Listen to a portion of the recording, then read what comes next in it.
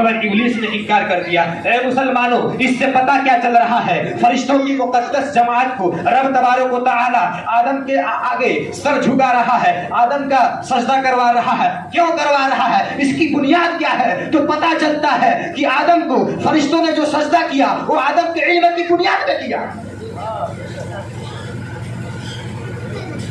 وہ علم کی برکت تھی جس کے صلہ میں حضرت آدم کو مسجد ملائکہ بنایا گیا۔ وہ علم کی برکت تھی جس کے صلہ میں حضرت آدم کو نیابت ارضی کا منصب پہنایا گیا۔ وہ علم کی برکت تھی جس کے بدلے میں حضرت آدم کو انسانوں کا باپ بنایا گیا۔ وہ علم کی برکت تھی جس کے بدلے میں آدم کو اللہ نے زمین کا خلیفہ بنا کے بھیج دیا۔ مسلمانوں، پتہ چلا کہ علم ہمارے باپ کی وراثت ہے، شکشا ہمارے باپ کا ہتھیار ہے، شکشا ہمارے باپ کی پراپرٹی ہے، اور دنیا کا کوئی بھی بیٹا ہوتا ہے اپنے باپ کی پراپرٹی کی حفاظت کرتا ہے، اپنے باپ کی پراپرٹی کو اپناتا ہے، اپنے باپ کی وراثت کو اپناتا ہے۔ اس لیے ہماری ذمہ داری ہے کہ ہم آدم کی اولاد ہونے کی حیثیت سے ہم علم حاصل کریں، کیونکہ علم ہمارے باپ آدم کی وراثت ہے۔ تو آج انسان جن چیزوں کے بارے میں ریسرچ کر رہا ہے، جتنی چیزیں بھی معرض وجود میں آ رہی ہیں، ہمارے نگاہوں کے سامنے آ رہی ہیں، یہ کسی زمانے میں آدم نے ساری چیزوں کا مشاہدہ کیا تھا، آدم نے ساری چیزوں کو دیکھا تھا۔ اسی لیے آدم کے صلب سے پیدا ہونے والی یہ ابن آدم، یہ ان کی اولاد ان چیزوں کے بارے میں غور کر رہی ہے، ان چیزوں کے بارے میں ریسرچ کر رہی ہے، ان چیزوں کے بارے میں تحقیق کر رہی ہے۔ مسلمانوں، قرآن فرماتا ہے قل هل يستوي الذين يعلمون والذين لا يعلمون، اے محبوب ارشاد فرما دیجیے لوگوں کو، کیا جاننے والا اور نہ جاننے والا یہ دونوں برابر ہو سکتے ہیں؟ نہیں ہو سکتے ہیں۔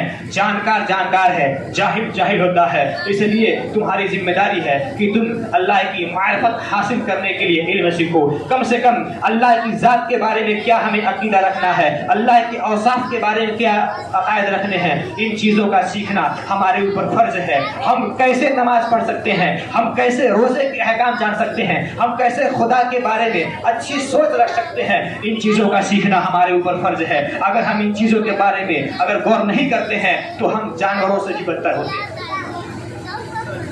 حضرات محترم، فرشتوں کو اللہ نے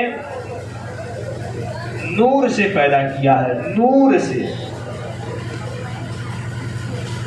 نور سے اللہ نے فرشتوں کو پیدا کیا، اور جنات کو آگ سے پیدا کیا، اور انسان کو مٹی سے پیدا کیا۔ تو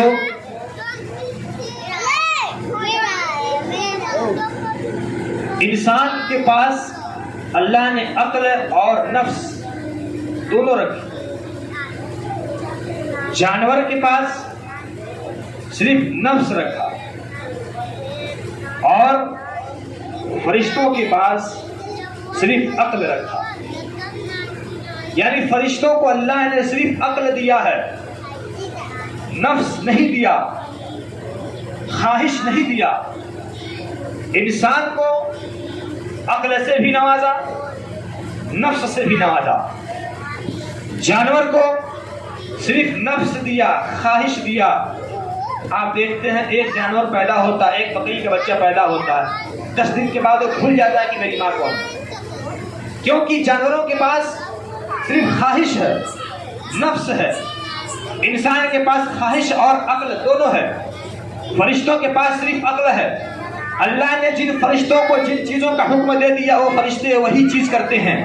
کسی کو ہوا چلانے پہ مقرر کر دیا تو فرشتہ ہوا چلا رہا ہے، کسی کو روزی دینے پہ مقرر کر دیا وہ فرشتہ روزی پہنچا رہا ہے، کسی کو احکام پہنچانے پہ مقرر کر دیا وہ فرشتہ صرف احکام پہنچا رہا ہے، کسی کو ہوا چلانے پہ مقرر کر دیا وہ فرشتہ صرف ہوا چلا رہا ہے۔ غرض کی جس فرشتوں کو اللہ نے جو حکم دیا ہے وہ فرشتہ صرف وہی کرتا ہے، اس کے علاوہ کچھ اور نہیں کر سکتا ہے۔ مگر اللہ نے انسان کو عقل بھی دیا ہے اور نفس بھی دیا ہے۔ جو انسان اپنے عقل کی بنیاد پہ اپنے عقل سے خدا کی معرفت حاصل کر لے اور اپنے نفس کے بہکاوے میں نہ پڑے تو خدا کی قسم وہ انسان فرشتوں سے بھی افضل ہوتا ہے، فرشتوں سے بھی باعظمت ہوتا ہے۔ اور جو انسان اپنے خواہش کی پیروی کرے، اپنے نفس کا پیروی کرے، وہ انسان جانوروں سے بھی بدتر ہو جاتا ہے۔